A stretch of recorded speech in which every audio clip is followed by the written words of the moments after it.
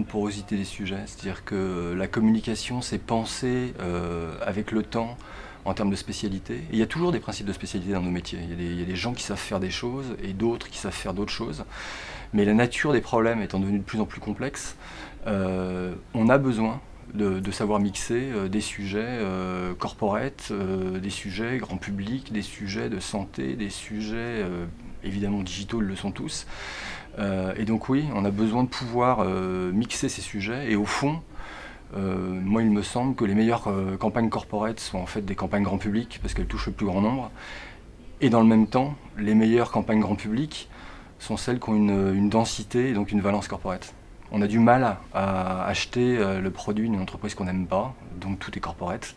Et par ailleurs, on a du mal à aimer une entreprise indépendamment du relationnel ou du produit ou du serviciel avec lequel elle rentre en contact avec ses clients. Donc tout est grand public aussi. La taille est devenue un avantage compétitif majeur. Ça peut paraître contre-intuitif dans une époque où small is beautiful, où l'agilité, ou la réactivité, etc. Mais précisément au nom du rythme qui s'accélère et qui d'ailleurs continuera de s'accélérer, je pense que tout le sujet d'une agence de communication, c'est sa capacité à pouvoir mobiliser les meilleurs talents à l'instant T. Et pour ça, on a besoin d'un effet de taille, il y a un effet critique qui est très très structurant pour encore une fois pouvoir puiser dans des ressources assez importantes, 400 créatifs chez nous, 400 consultants au sein de TB Group en France, pour pouvoir précisément mobiliser ces ressources-là au service de l'instant et notamment entrer dans le fameux conversationnel et les réseaux sociaux.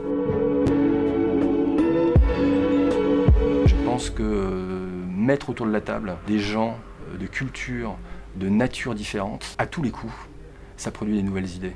Et donc sortons des silos, cassons les silos, travaillons en mode projet, travaillons en prototypant, travaillons sans la peur du résultat. On ne fabrique pas des centrales nucléaires tous les jours, on fabrique des idées et on a la chance aujourd'hui avec les outils et les moyens qui sont les nôtres de pouvoir percuter ces idées avec les audiences à un rythme qui est celui du quotidien, et donc de pouvoir réajuster très facilement ce qu'on est en train de faire. Donc de la légèreté, du transversal, de la souplesse, de la prise de risque, bref, de la créativité.